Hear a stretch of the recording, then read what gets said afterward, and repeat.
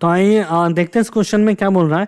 In a galvanic cell the salt bridge, जो salt bridge है galvanic cell में, does not participate chemically in the reaction. Salt bridge जो होता है वो एक तरीके से एनोड और कैथोड के बीच में हम इंटरनल सर्किट लेते हैं, है ना। यहाँ पे हमारे पास इलेक्ट्रोलाइट होता है और यहाँ पे हमारे पास इलेक्ट्रोड होता है और इलेक्ट्रोलाइट होता है, तो ये होता है हमारा सॉल्ट ब्रिज।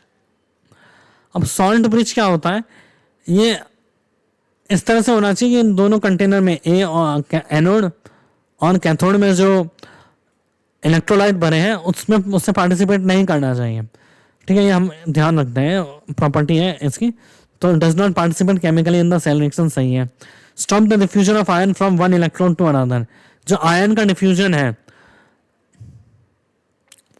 एक इलेक्ट्रॉन से एनोड से कैथोड के बीच में, ये डिफ्यूजन को रोक रहा है। हाँ ये भी सही है, ठीक है, आयन के डिफ्यूजन को रोक रहा है। It is necessary for the occurrence of the cell, क्या ये सेल रिएक्शन होने के लिए जरूरी है। तो चलिए देखते हैं, इसके दो एक्सप्लेनेशन है। पहला है कि सेल रिएक्शन होने के लिए क्या है कि अगर इस तरीके से अगर हमने सॉल्ट ब्रिज यूज नहीं किया तो क्या हुआ, इलेक्ट्रॉन तो फ्लो करेगा, ठीक है, बट वो इलेक्ट्रॉन एक बार के लिए फ्लो करेगा पर कंटिन्यू नहीं रह पाएगा।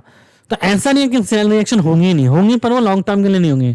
तो एक तरीके से ये गलत है। और दूसरा क्या, एक एनसीईआरटी में एक सेंटेंस लिखा है कि अगर दोनों इलेक्ट्रोड, एक एनसीईआरटी में गैल्वेनिक सेल 3.2 जो सेक्शन है उसमें एक लाइन लिखी है कि अगर दोनों इलेक्ट्रोड हम रखें सेम सॉल्यूशन में तो हमारे को सॉल्ट ब्रिज की जरूरत नहीं होती।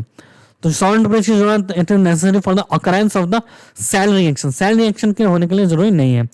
Ensure mixing of two electrolytic solution, इनको इंश्योर करेगा भाई, ये तो इलेक्ट्रोलाइटिक सोल्यूशन को सेपरेट रखता है ना, तो ये भी गलत है। तो इसका आंसर क्या हो जाएगा हमारे पास, A and B both. Multiple correct है, तो इसका आंसर हो जाएगा ए एंड बी।